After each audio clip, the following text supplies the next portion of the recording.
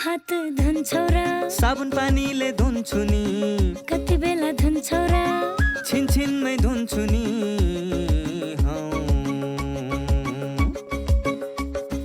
घरमा पस्दा अफिस पस्दा सधैँ धुन्छु हात, कोरोनालाई यसै गरी भगाइदिन्छु म त। घरमा पस्दा अफिस पस्दा सधैँ धुन्छु हात, कोरोनालाई यसै गरी भगाइदिन्छु म त। भान्सा छिर्नु अगाडि, खाना खानु अगाडि, जहाँ त्यही छोएपछि हातले छोपी खोकेपछि। हात धुन्छौ र साबुन पानीले धुन्छु नि, कति बेला धुन्छौ र छिनछिनमै धुन्छु नि। कोरोनाबाट बच्ने 3 उपायहरू। व्यक्ति व्यक्ति बीच 2 मिटर टाढा बस्ने, घरबाट बाहिर निस्कँदा मास्क लगाउने र बेला बेलामा साबुन पानीले मिच्ची 20 सेकेन्डसम्म हात धुने। कोरोनाबाट आफू पनि बचौँ र अरूलाई पनि बचाउँ।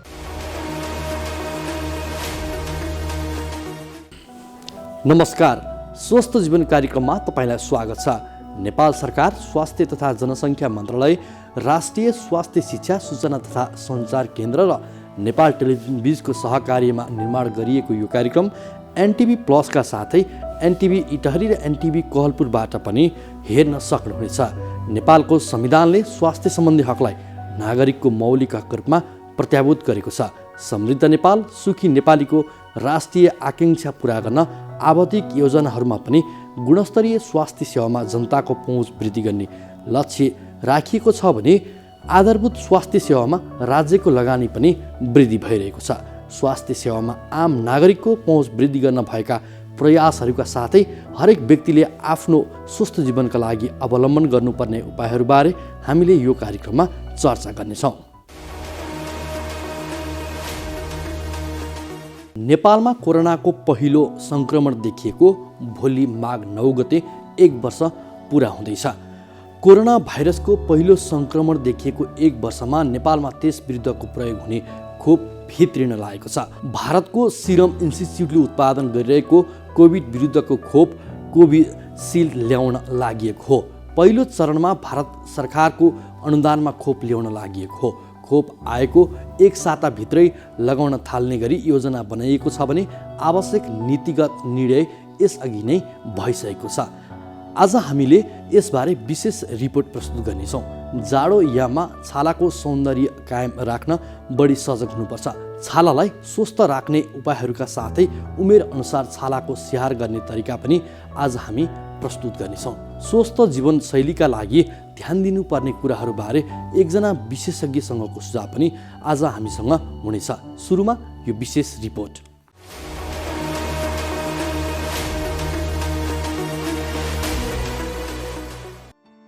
नेपालमा कोरोना भाइरसको पहिलो सङ्क्रमण देखिएको 9 माघमा 1 वर्ष पुग्दैछ।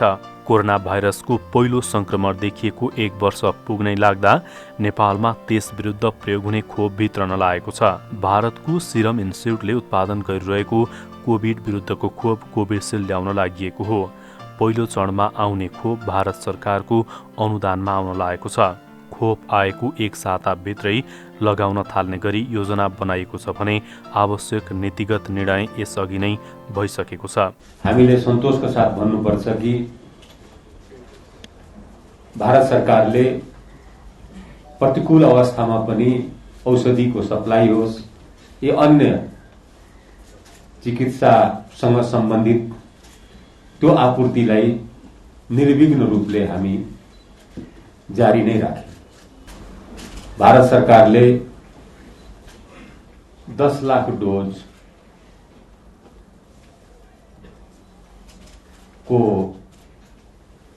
कोरोना 19 विरुद्धको खोप अनुदानमा उपलब्ध गराएको छ र यसको लागि म सम्माननीय प्रधानमन्त्री श्री केपी शर्मा ओलीज्यू, नेपाल सरकार, यस मन्त्रालय र नेपाली जनताको तर्फबाट भारत सरकार, भारतका प्रधानमन्त्री र उहाँका प्रतिनिधि भारतीय राजदूत महोदयलाई म हार्दिक धन्यवाद दिन चाहन्छु र कृतज्ञता प्रकट गर्न चाहन्छु।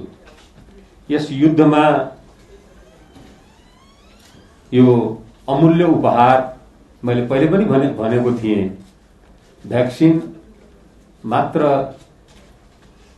स्वास्थ्य सामग्री रहेन या व्यावसायिक सामग्री रहेन, यो एक किसिमले राजनीतिक सामग्रीको रूपमा विकसित भइसकेको छ। सीमित देशका सीमित कम्पनीहरूमा मात्रै उत्पादन भइरहेकोले गर्दा हाम्रो लागि उपयुक्त यसको भण्डारण, यसको ढुवानी र खोप अभियानलाई सफलतापूर्वक सम्पन्न गर्नको लागि आवश्यक पर्ने भ्याक्सिन हामीलाई जुन आवश्यक छ, यही आवश्यकता परिपूर्ति गर्ने किसिमको भ्याक्सिन भोलि नै काठमाडौँमा अवतरण हुँदैछ। महामहिम राजदूत महोदय, हामीले आफ्नो जनसङ्ख्याको 72% जनसङ्ख्यालाई खोपको लागि उपयुक्त जनसङ्ख्याको रूपमा चिन्हित गरिसकेका छौं, जसमध्ये 3% जनसङ्ख्या जसमा सफाई कर्मी, चिकित्सा कर्मी, एम्बुलेन्सका चालक र व्यवस्थापनमा संलग्न व्यक्तित्वहरू, सुरक्षाकर्मी मित्रहरूलाई जो हाम्रा अहिलेसम्म कोभिड विरुद्धको संघर्षका प्रथम योद्धा हुन्, ती योद्धाहरूलाई पहिलो प्राथमिकतामा राखेर हामी खोप अभियान तिनलाई केन्द्रबिन्दु बनाएर हामी सञ्चालन गर्दैछौं। हाम्रो कानूनी, प्रशासनिक, आर्थिक र प्राविधिक सबै तयारीहरू पूरा भइसकेको म यहाँहरूलाई अवगत गराउन चाहन्छु। कोभिसिल्डलाई नेपालले आपतकालीन प्रयोगको लागि अनुमति दिएको छ। मन्त्रालयले खोप लगाउने प्राथमिकता निर्धारण गर्दै सबैभन्दा पहिले अग्रपंक्तिमा खटिने स्वास्थ्य कर्मीहरूलाई दिइने जनाएको छ। भारत सरकारले कोभिड-19 विरुद्धको खोप नेपाल सहित 6 राष्ट्रलाई अनुदानमा दिने तयारी गरिरहेको छ। विभिन्न राष्ट्रले भारत समक्ष औपचारिक रूपमै कोभिड विरुद्धको खोप आपूर्तिको लागि पत्राचार र छलफल गरेपछि भारतको विदेश मन्त्रालयले 6 राष्ट्रलाई तत्काल अनुदानमा खोप उपलब्ध गराउन लागेको जनाएको छ। As a result of that, and in continuation of our previous cooperation, I'm very happy to confirm what the Minister said, that India will provide on grant basis, as a gift, 1 million doses of the COVID-19 vaccine, and if all goes well, it should be able to reach in Kathmandu over the next couple of days, subject to flight logistics and other details. We are very happy to announce that. I would also like to mention that when the Honorable Foreign Minister, Shri Pradeep Gewali ji, visited India last week, one of the important aspects of the discussion between him and his counterpart in India, Dr. S. Jaishankar, the External Affairs Minister of India, was the cooperation relating to COVID. I am very happy to state that within 1 week of those discussions, and I would say a fruitful outcome of those discussions, we feel satisfied that we would be able to bring the vaccine to Nepal. As I mentioned, this vaccine is a gift from the government and people of India to the government and people of Nepal, who I think have been working tirelessly, both in the government structures but also more at the people level, working tirelessly to fight against this pandemic. I would also like to mention that Nepal would be among the first few countries to receive this vaccine outside India. गत साता परराष्ट्र मन्त्री प्रदीप ग्यावाली भारत भ्रमण गर्दा खोप आपूर्तिको लागि भारतसँग छलफल गर्नुभएको थियो।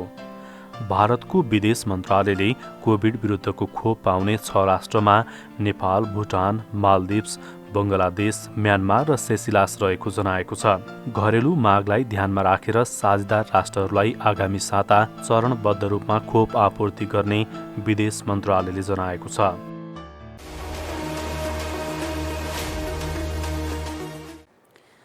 नमस्कार, म डाक्टर धर्मागत भट्टराई। म एक पेडियाट्रिक इम्युनोलोजिस्ट हुँ। अहिले विश्वभरि नै कोभिड-19 को महामारी चलिरहेको छ।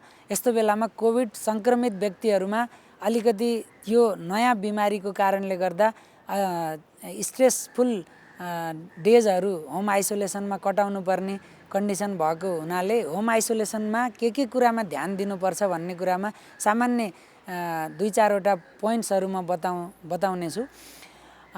कोभिड सङ्क्रमण भइसके पछाडि एकदमै सघन लक्षणहरू आइसकेको छ भने त अस्पताल नै बस्नु जरुरी हुन्छ।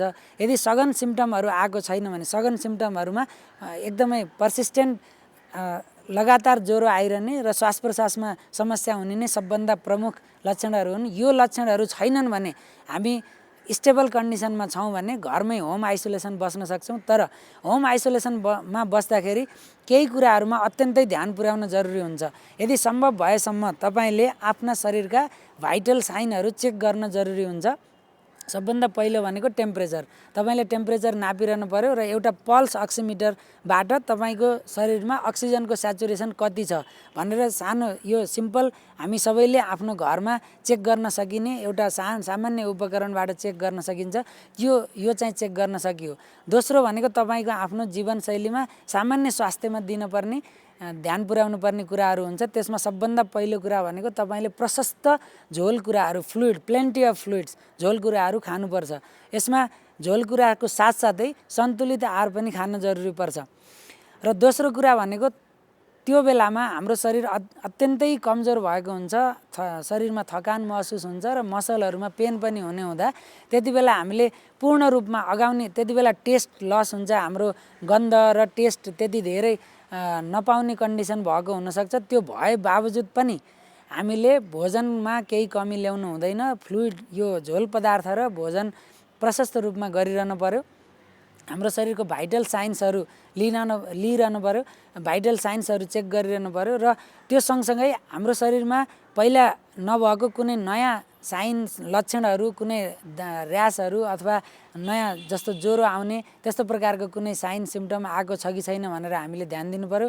यो बाहेक हामीले दैनिक रूपमा स्वस्थ जीवनशैली अपनाउनुको लागि जे गर्न सकिन्छ त्यो सबै हामीले गर्न सकिने भयो। यदि हामीमा पटक्कै लक्षण छैन भने हामीले व्यायाम पनि गर्न सकिन्छ। तर हाम्रो शरीरमा फ्याटिक छ, हाम्रोमा मायल्जिया छ भने त्यस्तो अवस्थामा त्यसले गर्दा प्रतिकूल असर पार्न सक्छ। त्यस्तो बेलामा हाम्रो शरीरले जति टोलरेट गर्न सक्छ त्यति मात्रै हामीले चाहिँ व्यायाम गर्नुपर्ने हुन्छ। र यस्तो बेलामा हामीले यो चाहिँ हाम्रो आफ्नो शरीरलाई बचाउने कुरा गऱ्यौँ भने त्यति बेला होम आइसोलेसनमा हामी हाम्रो शरीरमा कोरोना भाइरस भइरहने भएको कारणले गर्दाखेरि हामीबाट अरू कुनै व्यक्ति सङ्क्रमित हुन नदिनलाई त्यसमा एकदमै ध्यान पुर्याउनु पर्यो। सामाजिक दूरी कायम गर्नु पर्यो र आफूले युज गरेका शौचालयहरू घरको अरू सदस्यहरूलाई युज गर्न दिनु भएन। त्यसले गर्दा सङ्क्रमण फैलिन सक्ने सम्भावना हुन्छ। यति कुरा अपनाइयो भने चाहिँ हामीले आफूमा भएको सङ्क्रमण अरूमा फैलिनबाट बचाउन सकिन्छ। यसबाट आफ्नो व्यक्तिगत सुरक्षा पनि हुने भयो र हाम्रो परिवारका अरू सदस्यहरू यसबाट सङ्क्रमण हुनबाट बच्ने भए। यति कुरा हामीले ध्यान पुर्याउन सकियो भने हाम्रो होम आइसोलेसनको जुन अवधि छ त्यो चाहिँ सजिलोसँग कटाउन सकिन्छ भन्ने लाग्छ। नमस्कार, आज म यहाँहरूलाई नवजात शिशु स्याहार सम्बन्धी जानकारी दिन आएकी छु।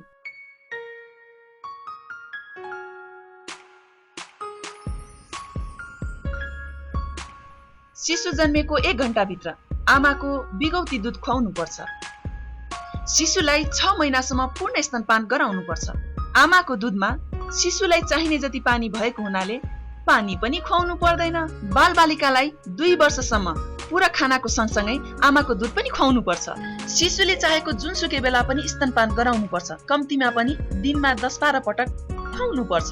शिशुलाई जन्मेको 24 घण्टापछि मात्र नुहाउनु पर्छ र नुहाउँदा पनि मनतातो पानीले नुहाई तुरन्त सफा, नरम र उभानो कपडाले राम्रोसँग पुछी न्यानो गरी राख्नुपर्छ। शिशुको नाभि सधैँ सफा र सुक्खा राख्नुपर्छ।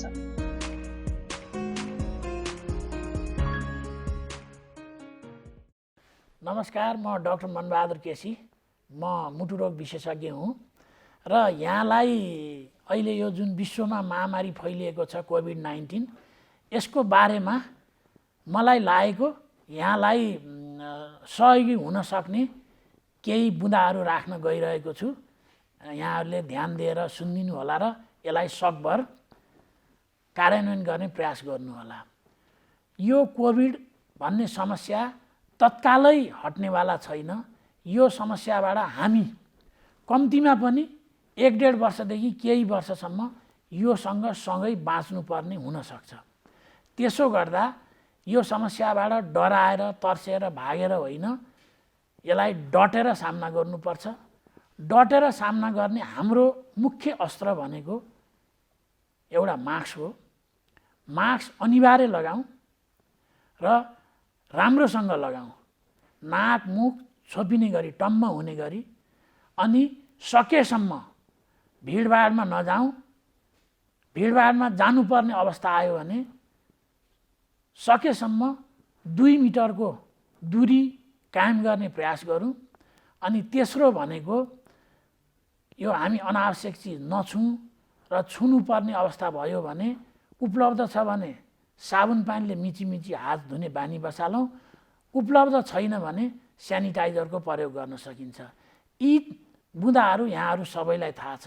त्यो बाहेक म केही हामीले ध्यान नदिएको तर यो सर्न सक्ने अत्यन्तै महत्त्वपूर्ण 1-2 बुँदा थप्न चाहन्छु। त्यो के भने हामी कोही चिनेको मान्छे भेट भयो अथवा कहीँ कामले जानु पर्यो भने जब 2 जना कुरा गर्न थाल्छौँ, मास्क मुखबाट तल झारेर हामी कुरा गर्न थाल्छौँ। यो गलत बानी हो। सबैभन्दा कोरोना सर्न सक्ने एउटा सम्भावना यसैबाट हुन्छ, किनभने हामी बोल्दाखेरि मुखबाट थुक्का छिटाहरू निस्कन्छ र दुवैजनाले मास्क खोलेर कुरा गर्दा यो सजिलै सर्न सक्छ। 1, 2 हामी सँगै बसेर खाने, त्यो चाहे घरमा होस् चाहे रेस्टुरेन्टमा होस्। यदि घर परिवारको मान्छे बाहेक अरू नयाँ पाहुना अथवा नयाँ साथीसँग घरमा रेस्टुरेन्टमा बसेर खाना खाँदाखेरि खाना खाँदा पिउँदा त जरुर मास्क लगाइँदैन। अनि त्यो खाना खाँदै बोल्दै गर्दा थुक्का छिटाहरू आउने अब सम्भावना होइन, त्यो आइरहन्छ र त्यसले रोग सार्न यो विश्वव्यापी रूपमा निकै भूमिका खेलेको छ। त्यसो गर्दा आवश्यक छैन भने साथीभाइ अथवा पाहुनाहरू अथवा अरू परिचितहरूसँग अनावश्यक जमघट गरेर सँगै खाने पिउने पनि नगरौँ, कम्तीमा 1-1.5 वर्षसम्म। यसले हामी तपाईँ हामी आफै, आफ्नो परिवार, आफ्ना साथीभाइ, छरछिमेक, समाजलाई सुरक्षित राख्न सक्छौँ। मौसम परिवर्तनको प्रभाव सबैभन्दा पहिले छालामा देखिन्छ। त्यसैले मौसम अनुसार छालाको हेरचाह आवश्यक हुन्छ। जाडो मौसममा छालाको लागि अनुकूल मानिँदैन। यस बेला बाहिरी वातावरण सुक्खा हुन्छ, यसले छालामा सोझो असर गर्छ। जाडो याममा छालाको सौन्दर्य कायम राख्न बढी सजग हुनुपर्छ। छालालाई स्वस्थ राख्ने उपायहरूका साथै उमेर अनुसार छालाको हेरचाह गर्ने तरिकाबारे हामीले छाला रोग विशेषज्ञसँग संवाद गरेका छौँ।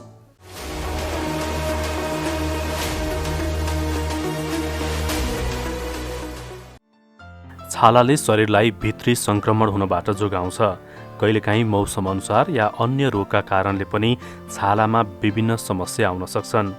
छालामा सुक्खापन देखिने, एलर्जी हुने, चिलाउने र छाला फाट्ने जस्ता समस्या प्रमुख हुन्।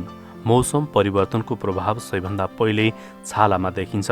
त्यसैले मौसम अनुसार छालाको हेरचाह आवश्यक हुन्छ।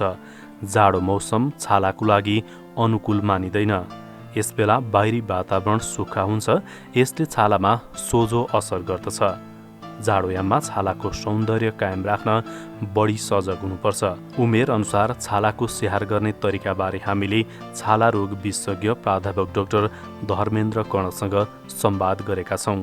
हामीले कसैले कुनै कुराहरू छुनुभन्दा अगाडि वा मुख छुनुभन्दा अगाडि, आँखा छुनुभन्दा अगाडि, जिउ छुनुभन्दा अगाडि वा घरमा जानुभन्दा अगाडि कि साबुनले हात धुनु पर्यो कि सेनिटाइजर प्रयोग गर्नु पर्यो।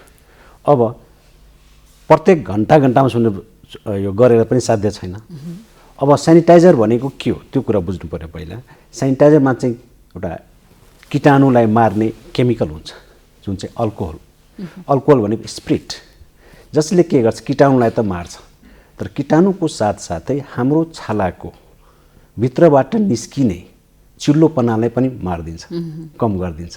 त्यही भएर याद गर्नुभयो होला, सेनिटाइजर प्रयोग गर्नुपर्छ, तर धेरै प्रयोग गर्दाखेरि सुक्खापन बढ्दै जान्छ। त्यही भएर यदि सेनिटाइजर प्रयोग गर्दै हुनुहुन्छ भने प्रत्येक पल्ट मोइस्चराइजर पनि प्रयोग गर्नु पर्यो, चिल्लोपना लगाउने हुने क्रिमहरू वा तेलहरू पनि लगाउनु पर्ने हुन्छ। यसको अर्थ यो भने होइन कि मैले सेनिटाइजर प्रयोग नगर्नु, तर सेनिटाइजर र साबुनले हात धुनु कुन चाहिँ राम्रो त्यो बुझ्नुपर्छ। सेनिटाइजर भनेको कीटाणुलाई मात्रै मार्छ, जीवाणुलाई मात्र मार्न सक्छ, तर फोहोरलाई हटाउन सक्दैन। त्यही भएर साबुनले हात धुने कि सेनिटाइजर प्रयोग गर्ने। अब के छ भन्दाखेरि साबुनले हात धुँदाखेरि कीटाणुले पनि मार्छ, जीवाणुले पनि मार्छ र फोहोर मैला जति पनि हुन्छ सबैले पकाउँछ। तर सेनिटाइजरले चाहिँ के गर्छ, कीटाणुलाई मात्रै मार्छ। अप्ठ्यारो अवस्थाको लागि चाहिँ सेनिटाइजर प्रयोग गर्दा त्यही भएर के छ भन्दाखेरि यदि साबुन र पानी दुइटै छ भने साबुनले हात धुनु, तर साबुन कस्तो प्रयोग गर्ने, नरम खालको साबुन प्रयोग गर्ने, अनि मिचेर हामी भन्छौँ नि यो 20 सेकेन्डसम्म मिचेर हात धुनुपर्छ। अब साबुनले हात धोइसकेपछि पनि हामीले मोइस्चराइजर वा तेल लगाउनु पर्ने हुन्छ।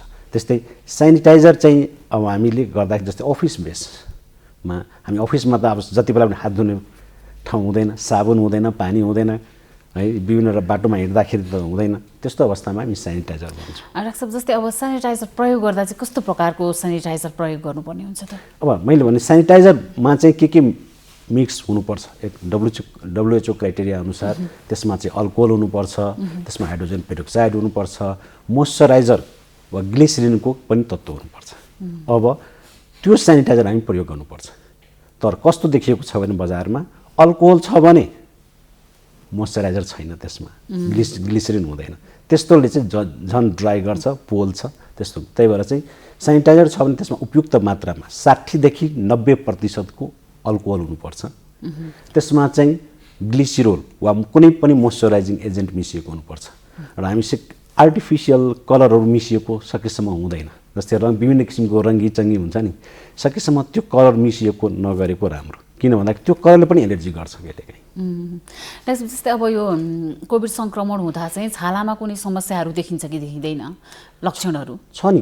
कोभिड सङ्क्रमण पछि चाहिँ यो कोभिडबाटै उत्प्रेरित भएर विभिन्न किसिमको छालाको समस्या पनि आउँछ। जस्तै छाला चिलाउने, डाबर आउने, यो औँलाहरूमा चाहिँ घाउ हुने, सुनिने है, विभिन्न किसिमको चाहिँ पापराहरू आउने, त्यो छ त समस्याहरू छ। चिसो मौसममा चाहिँ छाला सम्बन्धी कस्ता समस्याहरू बढी आउने गरेको पाइन्छ? हेर्नुहोस्, एउटा कुरा के बुझ्नुपर्छ मिनीजी, छाला भनेको के हो? हाम्रो शरीरको बाहिरीय अङ्ग हो, शरीरको सबभन्दा ठुलो अङ्ग। हाम्रो टाउकोदेखि खुट्टासम्म ढाकिएको अङ्ग हो र यस्तो अङ्ग जुन चाहिँ वातावरणको तापक्रम आर्द्रताबाट चाहिँ डाइरेक्ट सम्बन्ध राख्दछ। गर्मी भयो भने अनुहार वा छाला चिल्लो हुन्छ, जाडो महिनामा सुक्खा हुन्छ। यसको के कारण हो त? जस्तै यो चाहिँ सिम्पल लजिक के छ भन्दाखेरि यदि बाहिरी वातावरणको तापक्रम हाम्रो शरीरको तापक्रमभन्दा कम छ भने हाम्रो शरीरले के गर्छ त, तापक्रम चाहिँ ब्यालेन्स गर्न खोज्छ। त्यस्तो अवस्थामा के गर्छ, शरीरले आफ्नो ताप चाहिँ बाहिर निकाल्न खोज्छ। बाहिर निकाल्न खोज्दाखेरि ताप त निस्किन्छ, तापक्रम नष्ट भइरहेको हुन्छ, त्यसको साथसाथै पानीको मात्रा पनि छिन्न भइरहेको हुन्छ, जसले गर्दा याद गर्नुभयो होला दसैँ तिहार सकिने बित्तिकै ओठ सुक्न थाल्छ, हात खुट्टा सुक्खा हुन थाल्छ। किन भन्दाखेरि सुक्खा हुँदै जान्छ, बाहिरको तापक्रम घट्दै जान्छ, जसले गर्दा शरीरबाट तापक्रम चाहिँ बाहिर आएको हुन्छ। त्यसको साथै पानीको मात्रा पनि कम भइरहेको हुन्छ, जसले गर्दा चाहिँ मान्छेले जाडो फिल हुन्छ। अनि जाडो हुँदाखेरि के हुन्छ त भन्दाखेरि यसरी काम्नुको अर्थ के त, शरीरले चाहिँ ताप निकाल्छ ब्यालेन्स गर्नको लागि। सो यो प्रक्रिया चलिरहन्छ। त्यही भएर हाम्रो सुक्खा हुनुको कारण के हो त, वातावरणको तापक्रम हाम्रो शरीरको तापक्रमभन्दा कम भयो भने शरीरबाट तापक्रम बाहिर निस्किन्छ, पानीको मात्रा पनि बाहिर आउँछ, जसले गर्दा सुक्खा हुन्छ। सुक्खा हुन्छ र चाहिँ चिसो मौसममा अलि त्यही खालका बिरामीहरू बढी आउने गर्छ। हजुर, अनि सुक्खा कहाँ हुन्छ त सबभन्दा बढी? एक्सपोज्ड एरिया जुन चाहिँ कभर्ड हुँदैन, जस्तै घाँटीभन्दा माथि, अनुहार, ओठ र कुइनाभन्दा तल, घुँडाभन्दा तल। त्यही भएर चाहिँ सुक्खा अङ्गमा चाहिँ सुक्खा हुने बित्तिकै के बुझ्नु पर्यो त, सुक्खा भनेको जस्तै माटो सुक्खा भने के हुन्छ, चिरा पर्छ, क्र्याक हुन्छ। हो, त्यो क्र्याक भन्नाले के बुझिन्छ त, त्यो भनेको बाहिरीय तत्त्व, बाहिरको तत्त्वहरू जस्तै केमिकल होस् वा किरा होस् वा फट्याङ्ग्रा होस्, जुन चाहिँ त्यो चिराबाट भित्र पस्छ, अनि जसले गर्दा शरीरले पचाउन सक्दैन अनि चिलाउन थाल्छ, जसलाई भन्छौँ हामी एलर्जी है। त्यही भएर चाहिँ जाडो महिनामा सुक्खा छाला हुन्छ र सुक्खा छाला भनेको एलर्जीको घर हो। विशेष गरी के कुरामा ध्यान दिनुपर्ने हुन्छ डाक्टर साहब यो एलर्जीबाट बस्नको लागि चाहिँ? एलर्जी भनेको के हो पहिला यो बुझ्नु पर्यो कि एलर्जी मैले अघि भनेको कुरा के सबैलाई हुन्छ त होइन, हुँदैन। एलर्जी भनेको प्रायः जसो वंशानुगत हुन्छ। हजुर, यस्तो देखिएको छ कि 80% आमापट्टिबाट आउने हो, म्याटर्नल साइड, आमा वा मामापट्टिबाट, 20% बुवापट्टिबाट आउँछ। एलर्जी 3 तरका हुन्छ परिवारमा, छाला चिलाउने, धेरै रुगा खोकी लाग्ने, अनि छातीको एलर्जी छ भने दमको रूपमा देखा पर्ने, कसैलाई नाक के अरे आँखाको एलर्जी हुन्छ। सो यो 3-4 तरिकाले एलर्जी आउँछ। अब के एलर्जी भनेको के त? चिलाउने मात्रै हो त होइन। जसरी हामी भन्छौँ त यो मलाई यो कुरा मन पर्छ मन पर्दैन, जस्तै मलाई यो तरकारी मन पर्छ मलाई यो मन पर्दैन, त्यो भनेको के मन पर्दैन भनेको त्यो के हो त? तपाईँले त्यो पचाउन सक्नु भएन, मन पर्दैन। त्यस्तै प्रत्येक मान्छेको शरीरको भित्र एउटा सिस्टम हुन्छ, केही कुरा मन पराउने मन नपराउने हो। मन नपराउने जुन मेकानिजम छ नि त्यसलाई भन्छ एलर्जी। अब के कुराको मन परेन त त्यो हामीलाई थाहा हुँदैन, त्यो हामी एनालाइसिस गर्दैनौँ, अनि हामी भन्छौँ एलर्जी भयो। एलर्जी त भयो तर के को एलर्जी त्यो खोज्नुको साटो हामीले के गर्छौँ त एलर्जीको विभिन्न थरीको औषधिहरू खाँदै गर्छौँ। अनि डाक्टर कहाँ जानुहुन्छ? एलर्जी यो तपाईँ के हो? एलर्जी हो। एलर्जी के को त खोज्नु पर्यो नि त। अब एलर्जी किन भयो त त्यो कुरा सोध्नु पर्यो नि त डाक्टरलाई, वा डक्टरले भन्नु पर्यो। अब एलर्जी हुने बित्तिकै के बुझ्नु पर्यो त भित्रको एउटा सिस्टम हो जसले चाहिँ त्यो बाहिरी तत्त्वलाई पचाउन सकेन, बडी चाहिँ त्यति बेला एक्टिभ भइरहेको हुन्छ त्यसको विरुद्धमा। अब एलर्जी कस्तो व्यक्तिलाई बढी हुन्छ त? मैले भने सुक्खा छाला है। के एलर्जी सधैँ निको हुन्छ त? हुँदैन, त्यो जिन्दगीभरि रहिरहन्छ। तर एलर्जी एक्सट्रिम अफ एज 10 वर्षभन्दा मुनि र 50 वर्षभन्दा बढीलाई व्यक्तिलाई बढी सताउँछ। त्यही भएर याद गर्नुभयो होला भर्खरको जन्मेको बच्चालाई खानासँग एलर्जी हुन्छ। पहिला उसलाई पखालाबाट हुन्छ सुरु, पछि नाकको सिगान बग्न थाल्छ, पछि घ्यार हुन्छ, त्यो निको हुँदै जान्छ, पछि छालाको समस्या आउँछ, अनि बुढेसकालमा दमको व्यथा आउँछ। यसलाई भन्छ एटोपिक मार्च। एलर्जी भनेको एलर्जीले आफ्नो रङ फेरिरहन्छ उमेर अनुसार, अवस्था अनुसार, सिजन अनुसार। यसलाई भन्छ मेडिकल भाषामा एटोपिक मार्च। एटोपिक मार्च भनेको आफ्नो रङ परिवर्तन गर्ने उमेर अनुसार, अवस्था अनुसार। अब यो एलर्जी हुनको लागि एउटा त्यही मात्रै जिनेबाट हो र होइन, हामी मानव जाति हाम्रो क्रियाकलाप त्यति नै महत्त्वपूर्ण छ। जस्तै सुन्नुभयो होला एलर्जी सहरमा बढी छ कि गाउँमा बढी छ? यहाँलाई नि थाहा छ त्यो कुरा त होइन? मैले सहरको बढी आउनुहुन्छ कि गाउँको बढी आउनुहुन्छ त एलर्जी भएको? सहरमा बढी एलर्जी छ है, गाउँमा चाहिँ कम हुन्छ एलर्जी। गोठमा सुत्ने मान्छेलाई एलर्जी हुँदैन, कम हुन्छ, प्रायः जसो कम हुन्छ। किन भन्दाखेरि यसलाई भन्छ हाइजिन हाइपोथेसिस। मान्छे जुन मैले अघि नै भने नि एलर्जी भने के हो त बाहिरको तत्त्वलाई पचाउन सकेन भने हो। जुन गाउँको मान्छे हुन्छ नि आफ्नो रहनसहन, जङ्गलमा बस्ने मान्छे हुन्छ नि, विभिन्न थरीको बाहिरी क्रियाकलाप गर्दा जिउले पचाइसक्यो है। त्यही सहरमा बस्ने मान्छेहरू के हुन्छ? सफा सुधार गर्छ, सेनिटाइजर प्रयोग गर्छ, इन्सेक्टिसाइड स्प्रे गर्छ, बेगन स्प्रे गर्छ, विभिन्न किसिमको केमिकलहरू युज गर्छ, कार्पेट राख्छ है, पर्फ्युम युज गर्छ, विभिन्न किसिमको रङ्गीचङ्गीहरू युज गर्छन्, खानामा विभिन्न किसिमको केमिकल्सहरू प्रयोग गर्नुहुन्छ। त्यही भएर चाहिँ हाई रिस्क कहाँ हुन्छ त? सहर बजारमा। गाउँमा चाहिँ के छ त बिहान पनि पकाउने खाना, बेलुका पनि पकाउने खाना, प्रिजर्भेटिभ राखेको खानेकुराहरू खाँदैन। भनेपछि यसलाई खानपान र जीवनशैलीले धेरै एकदम असर परिरहेको हुन्छ है। त्यही भएर मैले भन्ने गर्छु एलर्जी हुने बिरामीलाई सबभन्दा पहिला आफ्नो लाइफस्टाइल, जीवनशैलीमा परिवर्तन गर्नुपर्छ। म त छाला रोग विशेषज्ञ, म छाला रोग सम्बन्धी एलर्जीको कार्यशैली कसरी गर्ने म भन्न सक्छु। छालाको एलर्जी हुने बिरामीले के गर्नुपर्छ त? जस्तै जिउ चिलाउन मन लाग्यो भने जसरी हामीलाई तिर्खा लाग्यो भने हामी के गर्छौँ घाँटी तिर्खा लाग्यो भने घाँटी सुक्छ अनि पानी खान मन लाग्छ बिचरा छाला सुक्खा भयो भने के हुन्छ त उसले त भन्दैन मलाई पानी देऊ मोइस्चराइजर लगाइदेऊ उसले के गर्छ त सेन्स अफ इचिङ मलाई कनाइदेऊ न त्यो कनाइदेऊ भनेको के हो भने मलाई पानी देऊ मोइस्चराइजर देऊ तेल लगाइदेऊ भनेपछि चिसो मौसममा मानिसलाई एकदमै धेरै ड्राई हुन्छ चिलाउँछ त्यो बेलामा चाहिँ यति कुरा ध्यान दिनु पर्यो पानी खाने प्रशस्त पानी खाने मोइस्चराइजर युज गर्ने त्यो कुरामा ध्यान दिनु पर्यो मोइस्चराइजर प्रयोग गर्नु पर्यो 2 साबुन प्रयोग कम गर्नु पर्यो किन जति साबुन प्रयोग गर्नुहुन्छ त्यति सुक्खा हुन्छ छाला जति सुक्खा भयो त्यति चिलाउँछ है र नुहाउने बित्तिकै कति बेला सबभन्दा राम्रो समय हो मोइस्चराइजर तेल लगाउनु नुहाउने बित्तिकै हामी के गर्छौँ नुहाइसकेपछि घाममा बसेपछि जिउ सुकिसकेपछि त्यसपछि हामी लगाउँछौँ होइन नुहाइसकेपछि तुरुन्तै रुमालले पुछेर 3 मिनटभित्र नै पुरै जिउमा तेल लगाउनु राम्रो पुरै जिउमा नलगाए पनि कुइनाभन्दा तल घुँडाभन्दा तल घाँटीभन्दा माथि लगाउनुपर्छ र कपडा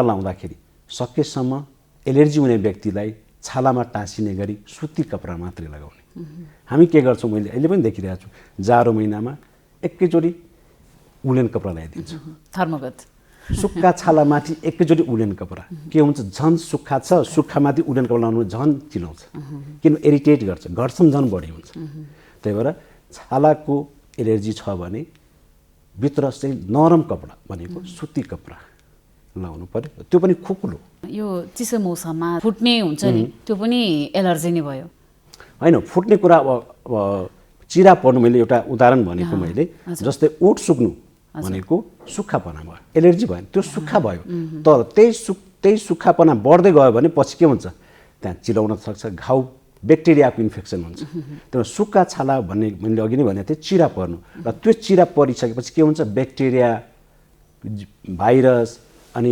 फङ्गसहरू त्यहाँ चाहिँ इन्फेक्सन गर्छ अनि घाउ खटिरा आउँछ दागको रूप लिन्छ जस्तै हेर्नुभयो होला कसैलाई ओठ सुक्दा मुखको वरिपरि घाउ नै घाउ आउँछ कालो धर्के बसिसकेको हुन्छ हो त्यो विभिन्न किसिमको इन्फेक्सनले गर्दा जुठो खटिरा आउन थाल्छ त्यस्तै पैताला कसैको कुर्कुच्चामा पुरै चिरा भएर फुटेको हुन्छ त्यसको त धेरै कारणहरू छ सुक्खा छाला पनि एउटा छ अर्को यो महिलाहरूमा बढी देखिन्छ खास गरी झन् पेरिमेनोपज मिडल एज महिलाहरूमा बढी देखिन्छ महिनावारी सुक्न लाग्यो भने झन् बढी देखिन्छ थाइरोइडको व्यक्तिहरूलाई बढी देखिन्छ प्रेसरको बिरामीहरूलाई यो डायबिटिजहरूलाई मधुमेहको बिरामीलाई बढी देखिन्छ डाक्टर साहब यो चिसो मौसममा कपाल पनि एकदमै धेरै झर्छ नि के कारण होला त्यो चाहिँ कपाल जाडो महिना मात्रै झल्छ भन्दा पनि यो कपाल चाहिँ केयर नगरेर झरेको तर जाडो महिनामै कपाल झर्छ भने त्यो त होइन कि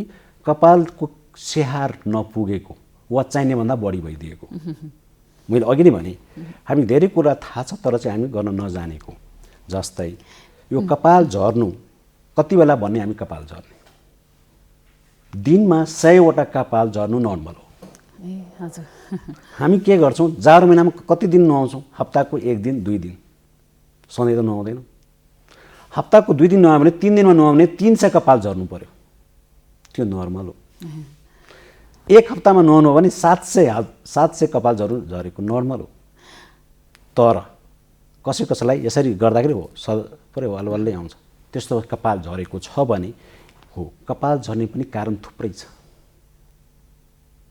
है जुन एउटा वंशानुगत हुन्छ तालुपना जसको परिवारमा तालुपना छ तालुपनाले पनि कपाल झर्न सक्छ स्ट्रेस चिन्ता र पीड अहिले कोरोनाले गर्दा परिवारमा एकजनाले कोरोना भयो भने सबैको कपाल झर्छ अनिन्द्रा सुतेकै हुँदैन है अर्को चाहिँ व्यक्तिगत स्ट्रेस भयो फ्यामिलियल स्ट्रेस भयो सोसियल स्ट्रेस भयो तेस्रो चाहिँ हर्मोनल समस्या महिनावारीमा समस्या छ भने वरपर सार्ने औषधि खाइदिनु भयो पिल्स खाइदिनु भयो भने थाइरोइडको समस्या छ भने त्यस्तै भिटामिनको कमी जाडो महिनामा भिटामिनको कमी भयो भने त्यही पनि कपाल झर्छ अरू कुरा जाडो महिना यहाँले भन्नु पनि कपाल झर्नु भनेको सुक्खापना ड्राई हुन्छ चिसो मौसममा एकदमै धेरै चाया पोतो आउने गर्छ नि अनुहारमा पनि हो त्यो चाहिँ के कारणले हो त घाम चाया पोतो भनेको अब यो पनि हामी नेचरलाई धेरै माया गर्नुपर्छ। चाया पोते भनेको हाम्रो यो मैले आज पनि मैले एक ठाउँमा भनेको थिएँ कि चाया पोतो भनेको रोग हो। चोट लाग्यो भने दुख्नु भनेको रोग हो। हात आगोमा राख्नु भने पोल्छ नि। त्यस्तै मान्छेले कालो छाता किन ओढेको होला? घाम छेक्नलाई हो। चाया भनेको के हो त? जसको सेन्सिटिभ छाला हुन्छ, सेन्सिटिभ छाला जसको हुन्छ तिनीहरूलाई बडीले के गर्छ त? आफ्नै शरीरको बडीले चाहिँ के गर्छ त? जहाँ सेन्सिटिभ त्यहाँ कालो बनाइदिन्छ। भगवानले कालो बनाइदिएको हुन्छ, कालो बादल स्वरूप। छेक्नलाई डिफेन्स मेकानिजम हो, बचाउनको लागि।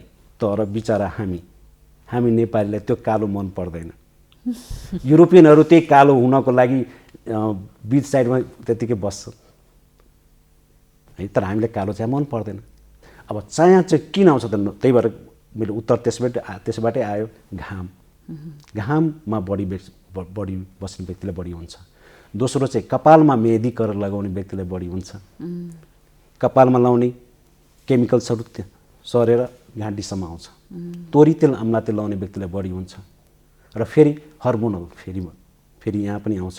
पिल्स खानुभयो भने, गर्भवती अवस्थामा बच्चालाई दुध खुवाउँदा, अनिन्द्रा छ भने है। अर्को यहाँ पनि जेनेटिक आउँछ। आमालाई छ भने छोरीलाई, दिदीलाई छ भने बहिनीलाई। यी सबै कारण हो चाया पोतो। अर्को कुरा राख्छ, अनुहारकै कुरा गर्न चाहे। अहिले त एकदमै धेरै मानिसहरू मेकअप गर्छन् होइन। एकदम राम्रो हुनु पर्यो, चिटिक्क पर्नु पर्यो, मेकअप गरिन्छ होइन। खास मेकअपले चाहिँ मेकअप गर्दाखेरि चाहिँ कतिको असर गर्छ त? यो पनि एकदम राम्रो क्वेसन सोध्नु मिनीजी, थ्याङ्क यू भेरी मच। यो मेकअप त मेकअप बिना हामी बाँच्न सक्दैनौँ। अहिलेको कमर्सियलमा चाहिँ जहाँ राम्रो देखिनुपर्छ त्यहाँ हामी मेकअप गर्नै पर्छ। तर मेकअप के सधैँको लागि होइन, क्षणिकको लागि हो, केही घन्टाको लागि हो, केही मिनटको लागि हो। त्यही सधैँ गर्नु हुँदैन। किन गर्नु हुँदैन? जसरी म एउटा इक्जाम्पल दिन्छु। घरमा पकाएको तरकारी र रेस्टुरेन्टमा पकाएको तरकारीमा फरक छ कि छैन? छ नि। त्यसको राखिएको मसाला, तेल फरक छ नि। हो त्यस्तै कस्मेटिकमा के मिसाइएको हुन्छ? रिजल्ट इन्हान्सर भनेको के हुन सक्छ त? एउटा स्टेरोइड्स, मर्करी, पावा आदि आदि जुन चाहिँ विषाक्त तत्त्वहरू हुन्छ, जुन चाहिँ के गर्छ? चाँडै रिजल्ट देखाइदिन्छ। अनि नरम हुन्छ अनि एडिक्सन हुन्छ कि अब यो लाउनु चाहिँ कति राम्रो। त्यही व्यक्तिहरू हाम्रो क्लिनिकमा आउँदाखेरि, ओपिडीमा हेर्दाखेरि विभिन्न किसिमको रोग लिएर आउनुहुन्छ। अनि सेन्सिटिभ भइसकेको हुन्छ, छाला पातलो भइसकेको हुन्छ, रौँ आइसकेको हुन्छ, खटिराहरू आइसकेको हुन्छ। त्यही म के गर्छु, के भन्छु भन्दाखेरि मेकअप राम्रो हो केही घन्टाको लागि, दिनको केही मिनट टु घन्टाको लागि, सधैँ दिनभरिको लागि मेकअप होइन। जसरी पार्टी वेयर जति बेला पनि हामी कोट सुट र साडी लाउँछौँ त लाउँदैनौँ, कम्फर्टेबल। कोट खोल्नुभयो, सुट खोल्नुभयो, त्यति बेला मेकअप निकाल्नु पर्यो। किन भन्दाखेरि धेरै बेर राख्नुभयो भने त्यो लङ टर्ममा धेरै नराम्रो साइड इफेक्ट हुन्छ। सबभन्दा पहिला त मेकअप गर्नुभन्दा अगाडि मेरो अनुहारको छाला नर्मल छ कि छैन त्यो हेर्नु पर्यो। कसरी हेर्ने? अनुहार धुने पहिला पानीले मात्रै, अनि ऐना अगाडि उभिने, कतै रातो छ कि कतै सुक्खा छ कि हो। कतै रातो सुक्खा छ भने यसको अर्थ तपाईँको स्किन ड्यामेज छ। त्यस्तो अवस्थामा तपाईँको कस्मेटिकले एलर्जी गर्न सक्छ। पहिला त्यो एलर्जीलाई उपचार गर्नु पर्यो, त्यो सुक्खापनालाई उपचार गर्नु पर्यो, त्यो ड्यामेजलाई उपचार गर्नु पर्यो हो। त्यसपछि आफूले प्रयोग गरेको सनस्क्रिन वा सन ब्लक पहिला लाउनु पर्यो। किन सन ब्लक हामी इम्फेसिस दिन्छौँ कुनै पनि कस्मेटिक लाउनुभन्दा अगाडि? सन ब्लकमा के हुन्छ? Physical blocker. त्यो लगाएर तपाईँ मेकअप गर्नुभयो भने जुन मेकअपमा हुन्छ नि केमिकल, त्यो एब्जर्ब हुन दिँदैन। महत्त्वपूर्ण चाहिँ सनब्लक भयो। सनब्लक लाउनुभन्दा अगाडि मोइस्चराइजर अथवा सनब्लक लगाउने, त्यसको आधी घन्टा 15 मिनटदेखि आधी घन्टा पछि मेकअप गर्ने। डाक्टर साहब हामी समयको अन्तिमतिर आइसकेका छौँ होइन। यो एलर्जीको पनि कुरा गरौँ हामी, अनुहारकै कुरा गर्दा पनि अनुहारको एलर्जीको पनि कुरा गरिरहेछौँ हामीले होइन। खासमा यी एलर्जीहरूबाट बच्नको लागि चाहिँ विशेष गरी के कुरामा ध्यान दिनुपर्ने हुन्छ डाक्टर साहब? सुक्खेसम्म सुक्खा छाला नराखौँ। हजुर, सुक्खा छाला छ भने त्यसलाई केयर गर्न थाहा हुनुपर्छ। अघि नै भने जुन त्यो मोइस्चराइजर लगाउनु पर्यो, साबुनको प्रयोग गर्नु हुँदैन, फेस वास प्रयोग गर्नु हुँदैन सकेसम्म, र फुल कपडा लाउनु पर्यो। अनि आफूलाई भएको जस्तै हाई रिस्क फुडहरू हुन्छ, जस्तै कतिपय खाद्यान्नहरूसँग पनि एलर्जी हुनसक्छ, र एलर्जी छ भने के को एलर्जी हो आफूले चाहिँ दिनचर्या चाहिँ नोटिस गर्नु पर्यो, याद गर्नु पर्यो, केले गर्दा मलाई बल्झिरहेछ, त्यो चाहिँ हटाउनु पर्यो।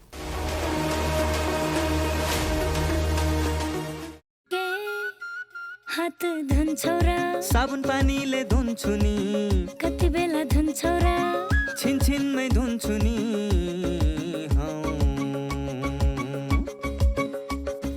घरमा पस्दा अफिस पस्दा सधैँ धुन्छु हात, कोरोनालाई यसै गरी भगाइदिन्छु म त। घरमा पस्दा अफिस पस्दा सधैँ धुन्छु हात, कोरोनालाई यसै गरी भगाइदिन्छु म त।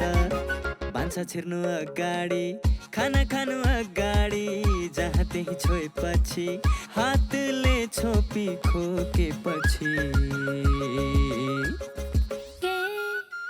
हात धुन्छौ र साबुन पानीले धुन्छु नि, कति बेला धुन्छौ र छिनछिनमै धुन्छु नि। कोरोनाबाट बच्ने 3 उपायहरू: व्यक्ति व्यक्ति बीच 2 मिटर टाढा बस्ने, घरबाट बाहिर निस्कँदा मास्क लगाउने र बेला बेलामा साबुन पानीले मिची 20 सेकेन्डसम्म हात धुने। कोरोनाबाट आफू पनि बचाउँ र अरूलाई पनि बचाउँ। अहिलेको समय कोरोना महामारीको समय हो, हामी सबैलाई थाहा भएकै कुरा हो। कोरोना सङ्क्रमणले गर्दा विश्वव्यापी नै समस्या भइराख्दा नेपाल अछुतो रहेन, र सँगसँगै यहाँको सङ्क्रमणको दर पनि अहिले बढ्दै नै गइराखेको छ। सङ्क्रमण दर बढ्दै जाँदाखेरि हामी मान्छेहरूको चाहिँ डर चाहिँ घटिराखेको छ, र सँगसँगै सायद आत्मबल चाहिँ बढेको छ। यति भन्दै कतिपय सङ्क्रमित व्यक्तिहरूलाई आइसियुमा राखेर उपचार गर्नुपर्ने तथ्य चाहिँ हामीसँग छ, र यो भनेको एकदम नराम्रो चिज हो। तपाईँ हामी जसको भए पनि परिवार कसैलाई सिकिष्ट भएर आइसियुमा राख्नु पर्यो भने अहिलेको समयमा हामीले परिवारले नजिकै बसेर हामीले सेवा पनि गर्न पाइराखेका छैनौँ। यति कठिन समयमा यो कोरोनालाई चाहिँ हामीले डर कम गरेर यसलाई लापरवाही तरिकाले चाहिँ लिन मिल्दैन। भन्नुको मतलब अहिलेको समयमा पनि हामी सजग रहनै पर्छ। यो सर्न सक्ने सम्भावनालाई कम गर्न, रोकथाम गर्नको लागि हामी अनुशासित हुनै पर्छ। त्यो भनेको हामीले मास्क लगाउनै पर्छ।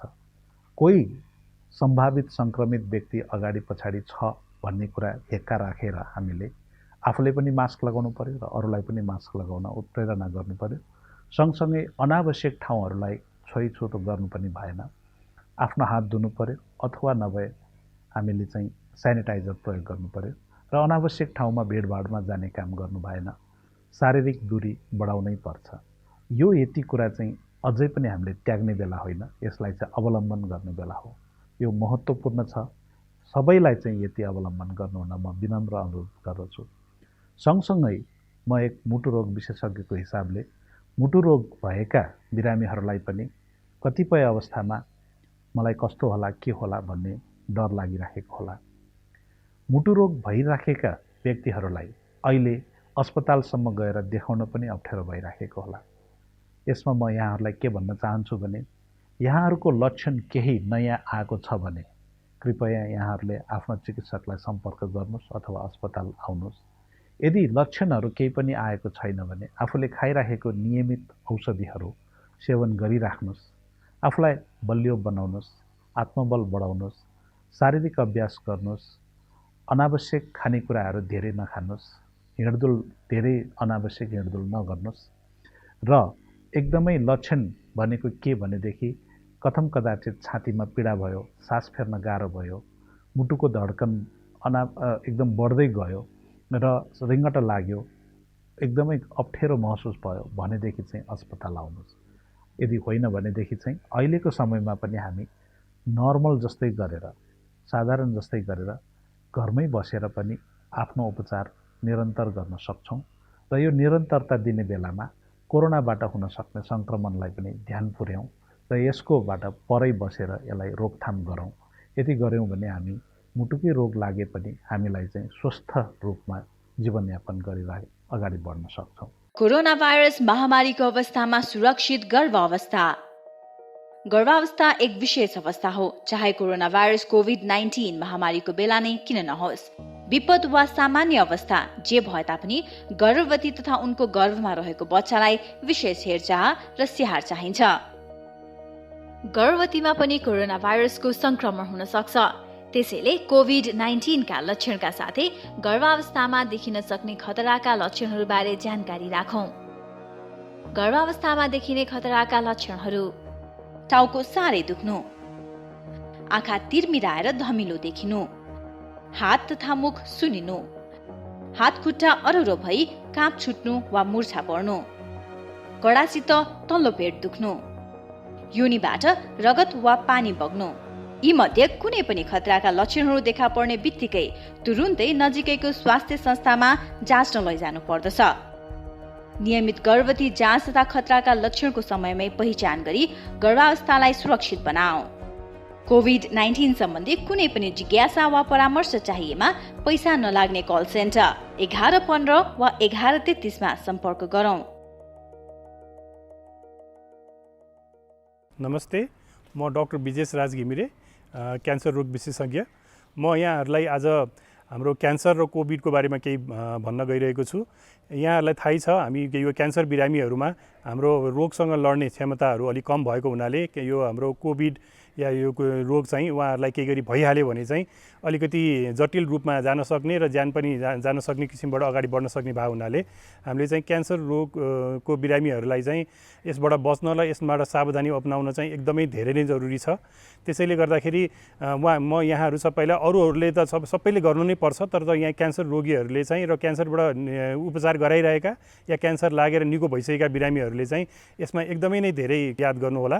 अर्को कुरा चाहिँ के छ भनेदेखि हामीले अब क्यान्सरको लागि भनेर उपचार गर्नै पर्ने बिरामीहरू जसको लागि चाहिँ हाम्रो अलिक मतलब निको पार्न सकिने खालका रोगीहरू चाहिँ क्यान्सरको उपचारमा आउनलाई एकदम जरुरी छ। कोरोनाकै बिचमा पनि हामीले उपचार दिइरहेका छौँ र यसमा चाहिँ कि यहाँहरू आत्तिनु पर्दैन, हामीले सबै हाम्रो आफ्नो प्रिकसनहरू लिएर उपचार गरि नै रहेका छौँ। तर पनि अब धेरै बिरामीहरू चाहिँ यहाँ के भन्छ क्यान्सरको अब उपचार सकिसकेर जेनरल फलोअपमा या कुनै जरुरी नभइकन पनि हस्पिटल कहिलेकाहीँ फाटाफुट्टा आउने गर्नु भएको छ। उहाँहरूलाई हामी के भन्न चाहन्छौँ भने जरुरी भएमा मात्रै हस्पिटल आइदिनु होला, होइन भने चाहिँ हामी सबैलाई मोबाइलबाट या अरू कुनै माध्यमबाट चाहिँ फोन गरेर अथवा हामीले उहाँहरूलाई यहाँ परामर्श दिन सक्छौँ र सबै चाहिएको मान्छे चाहिँ क्यान्सर उपचारमा आउनु होला, जरुरी पनि छ। तर नचाहिएका मान्छेहरू चाहिँ घरमै बस्नु होला र पर्नु पर्यो भनेदेखि चाहिँ डाक्टरसँग चाहिँ अरू माध्यमबाट चाहिँ हामीलाई सम्पर्क गर्नु होला। स्वस्थ जीवनका लागि खानपान, बानी व्यवहार, जीवनशैली आदिमा ध्यान दिनुपर्छ। यदि यी सबै कुराको सही रूपमा पालना भयो भने हाम्रो जीवनमा सकारात्मक प्रभाव पर्छ र हामी स्वस्थकर जीवनयापन गर्न सक्छौँ। सफल जीवनको मूल आधार पनि स्वस्थ शरीर नै हो। अव्यवस्थित दिनचर्याले हाम्रो स्वास्थ्यमा प्रतिकूल असर पारिरहेको हुन्छ। स्वास्थ्य जीवनशैलीका लागि ध्यान दिनुपर्ने कुराहरूबारे एकजना विशेषज्ञसँगको सुझाव अबको क्रममा।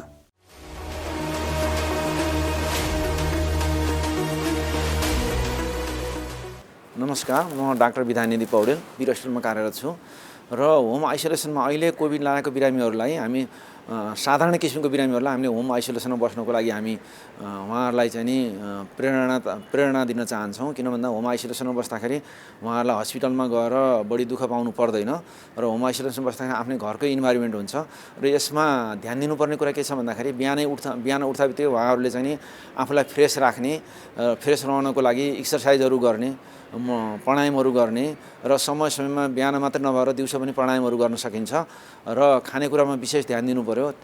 खाना खाँदाखेरि चाहिँ कमसेकम 4-5 पटकहरू ब्यालेन्स डाइटहरू भन्छौँ जुन हामी सन्तुलित भोजनहरू खाने र सन्तुलित भोजनमा चाहिँ नि दाल भात रोटी तरकारी हाम्रो जुन चाहिँ छ त्यो बाहेक चाहिँ नि अन्डाको मात्राहरू दुधको मात्राहरू दहीको मात्राहरू अलिकति बढाउने सागसब्जीहरू बढी खाने फलफुलहरू बढी खाने र नट्सहरू खाने जसले चाहिँ इम्युनिटी पावरहरू बढाउँछ जिङ्क खाने भन्छौँ हामी जिङ्क ट्याब्लेटहरू होइन भिटामिन डी पाउनको लागि बाहिर बस्न मिल्छ भने सूर्यको प्रकाशमा बस्ने यसले पनि शरीरको इम्युनिटीहरू बढाउँछ शरीरको रोग निरोधक शक्तिहरू बढाउँछ र त्यस्तै उहाँहरू बस्दाखेरि ध्यान दिनुपर्ने कुरा के छ भन्दाखेरि उहाँहरूलाई बस्दा बस्दै हामी साधारण ज्वरो आएको मान्छेहरूले चाहिँ सिटामोल खाँदाखेरि हुन्छ होइन र रुवाखोकी लागेको मान्छेले रुवाखोकीको एलर्जीको औषधिहरू हामी दिन्छौँ फेक्सोफेनाडिनहरू खानुहोस् भनेर भन्छौँ त्यस्तै उहाँहरूले चाहिँ नि समय समयमा चाहिँ आफ्नो शरीरको तापक्रमहरू नाप्नु पऱ्यो तापक्रम नाप्दाखेरि 102 डिग्री ज्वरो आयो भन्दा बढी आयो सास फेर्न गाह्रो भयो हामी पल्स अक्सिमिटरहरू राख्नुहोस् भनेर भन्छौँ त्यो पल्स अक्सिमिटरहरू राख्दाखेरि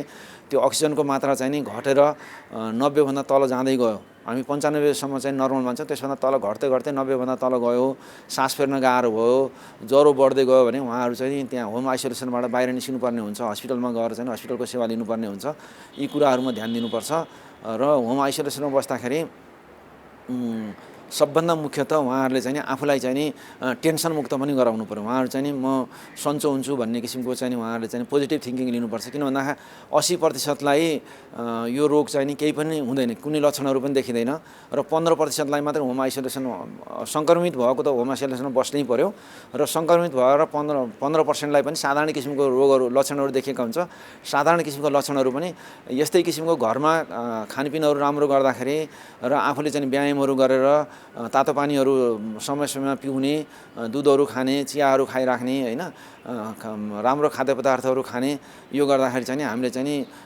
धेरैजनाहरू निको भएर निस्किनु भएको छ राम्रो भएर निस्किनु भएको छ यसैलाई चाहिँ हामीले चाहिँ नि उदाहरणको रूपमा लिएर हामीले यसलाई चाहिँ फलो गर्नुपर्छ।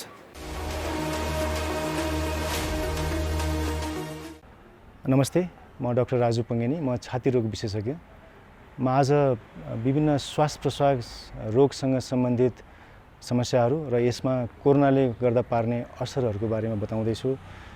यो तपाईहरुमध्ये जसलाई पनि यो श्वास प्रश्वाससँग सम्बन्धित दीर्घ रोगहरू छन् जसलाई सीओपीडी क्रोनिक ब्रोन्काइटिस या ब्रोन्कियल आज्मा या कसैलाई चाहिँ इन्टरस्टिशियल लङ डिजिज या लङ फाइब्रोसिस या पुरानो निमोनिया या टिबीको कारणले फोक्सोमा जति पनि समस्याहरू दीर्घ समस्याहरू छन् उहाँहरूलाई यदि कोरोना इन्फेक्सन भयो भने यो दीर्घ समस्याको चाहिँ अचानक एट्याकहरू आउन सक्ने सम्भावना रहन्छ। यदि तपाईहरुमा कुनै यस्तो खालको दीर्घ श्वास प्रश्वाससँग सम्बन्धित समस्याहरू छ भने घरमै सकेसम्म घर बाहिर ननिस्किदिनु होला घरमै बसिदिनुस् र घरभित्रै पनि सकेसम्म आफूलाई फुर्तिलो राख्ने कोसिस गर्नुहोस्। विभिन्न खालको व्यायामहरू गर्न सकिन्छ घरभित्रै पनि योगाहरू गर्न सकिन्छ यो श्वास प्रश्वाससँग सम्बन्धित यो फिजियोथेरापी एक्सर्साइजेसहरू पनि गर्न सकिन्छ र सँगसँगै प्रोटिनयुक्त यो पोषिलो आहारहरू पनि गर्दै गर्नु होला। घरमा पनि सकेसम्म आफू बाहिर हिँड्ने आधा घन्टासम्म हिँड्नुभयो भने पनि शरीर अलि फुर्तिलो रहन्छ र केही समस्या पर्यो जस्तै सास फेर्न अचानक गाह्रो भयो ज्वरो आयो या चाहिँ खकार बाक्लो हुन थाल्यो खकारमा पहेँलोपना आउन थाल्यो या खकारमा रगत आउन थाल्यो कुनै पनि लक्षणहरू देखियो भने चाहिँ नजिकैको स्वास्थ्य चौकीमा स्वास्थ्य कार्यकर्ता या डाक्टरसँग सम्पर्क राख्नु होला र यदि केही समस्या परेर तपाईहरुसँग कुनै डाक्टरको नम्बर छ तपाईलाई पहिलादेखि देखाइराख्नु भएको डाक्टर हुनुहुन्छ भने उहाँहरूलाई फोनमा सम्पर्क गरेर उहाँहरूसँग सोधेर यो विभिन्न उपायहरू चाहिँ अवलम्बन गर्नु होला। र अर्को चाहिँ यो कोरोनाबाट बच्नको लागि जति पनि हामीले कुराहरू गर्छौँ सामाजिक दूरी कायम गर्ने बाहिर हिँड्दाखेरि मास्कको प्रयोग गर्ने सरसफाइमा ध्यान दिने यी सबै कुराहरू गरिदिनु होला। यो चाहिँ तपाईहरु आफू पनि बस्नु होला र सँगसँगै अरूलाई पनि आफ्नो संक्रमण सर्न सक्छ कि भनेर त्यो पनि ख्याल गरिदिनु होला। किन लखडा तिमीले कुकुरलाई ऊ त्यहाँ नारायणले कुकुरले टोक्यो ओहो साउन पानी लिएर आउँदा छिटै या नारायण बाबु काटोको कुकुरले कुकुर हेर्नुस् न ए साउन पानी छिटै ल्याउनु दौडा कसको कुकुर रहेछ खै टोकेर भाग्यो भुसिया हो कि कुकुर साउन पानी ल्याउ कुनै पनि कुकुरले टोक्यो भने 5 मिनेटसम्म साबुन पानीले सफा गर्नुपर्छ। चिनेको वा पालिया कुकुर हो भने 10 दिनसम्म हेर्नुपर्छ।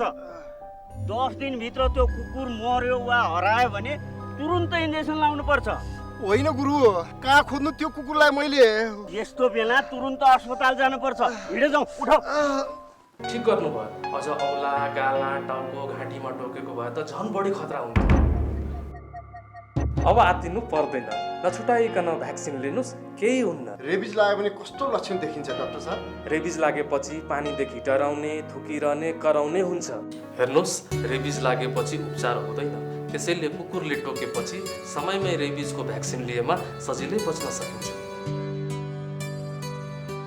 अब नसा सम्बन्धी रोग र कोभिडको चाहिँ कुरा गर्दाखेरि अरू मानिसहरूलाई जसरी यो कोभिडले असर गर्छ, नसा सम्बन्धी बिरामीहरूलाई पनि असर गर्ने तरिकाहरू तिनीहरू नै हो र सावधानीका तरिकाहरू जुन छन् तिनीहरू पनि नसा सम्बन्धी बिरामीले अरू छुट्टै किसिमको सावधानी त्यस्तो कुनै लिनु पर्दैन। जुन सावधानीहरू अरू मानिसहरूले लिनुहुन्छ, अरू बिरामीहरूले लिनुहुन्छ, त्यही सावधानीहरूबाट हामी नसा सम्बन्धी हुने यसका असरहरूबाट पनि बच्न सकिन्छ। अब कहिलेकाहीँ चाहिँ नसा सम्बन्धी बिरामीहरू पहिल्यैदेखि धेरै सिकिस्त हुनाले चाहिँ यसको असर वा यसको जटिलताहरू जुन छ तिनीहरू चाहिँ यो बिरामीहरूमा, नसाको बिरामीहरूसँगमा चाहिँ बढी असरहरू देखिन सक्छ र त्यस्तो कुनै शङ्का लाग्यो भने चाहिँ तुरुन्तै हामी हस्पिटल जानु पर्यो र हामीले चाहिँ हेल्थ फेसिलिटिजको जुन छ त्यो चाहिँ सुविधा छिटो लिइहाल्नु पर्यो।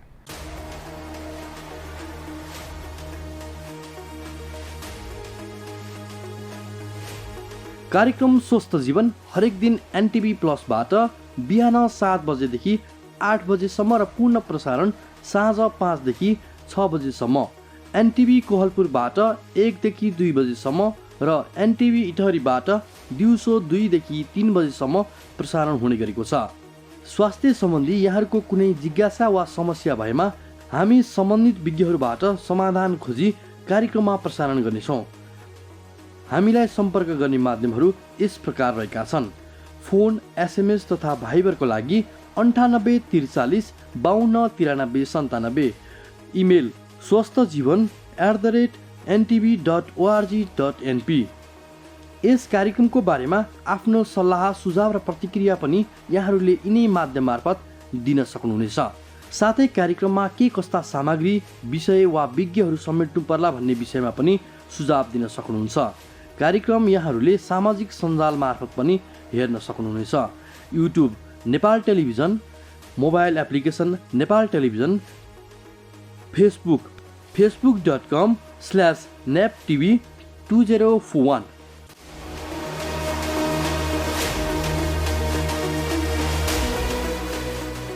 अब भने हामी कार्यक्रमको अन्त्यतिर आएका छौँ। नेपालमा कोरोनाको पहिलो सङ्क्रमण देखिएको भोलि 1 वर्ष पुरा हुँदैछ। कोरोना भाइरसको पहिलो सङ्क्रमण देखिएको 1 वर्षमा नेपालमा त्यस विरुद्ध प्रयोग हुने खोप पनि भित्रिन लागेको छ। भारतको सिरम इन्स्टिच्युटले उत्पादन गरिरहेको कोभिड विरुद्धको खोप ल्याउन लागि हो। पहिलो चरणमा भारत सरकारको अनुदानमा खोप आउन लागेको हो। खोप आएको 1 साताभित्रै लगाउन थाल्ने गरी योजना बनाइएको छ भने आवश्यक नीतिगत निर्णय यसअघि नै भइसकेको छ। आज हामीले यसबारे विशेष रिपोर्ट प्रस्तुत गर्यौँ। स्वस्थ जीवनशैलीका लागि ध्यान दिनुपर्ने कुराहरूबारे एकजना विशेषज्ञको सुझाव पनि प्रस्तुत गर्यौँ। आजको लागि स्वस्थ जीवन कार्यक्रमको समय सकिएको छ। यो कार्यक्रम तपाईँले नेपाल टेलिभिजनको वेबसाइट www.nepaltvonline.com तथा नेपाल टेलिभिजनको मोबाइल एप, फेसबुक, युट्युब जस्ता सामाजिक सञ्जालमा पनि हेर्न सक्नुहुनेछ। यो कार्यक्रमको बारेमा कुनै सल्लाह सुझाव भए तपाईँले हामीलाई सम्पर्क गर्न सक्नुहुनेछ। सम्पर्क माध्यम हामीले टेलिभिजन स्क्रिनमा देखाइरहेका छौँ। आजको लागि हामी सबैलाई बिदा दिनुहोस्। नमस्कार।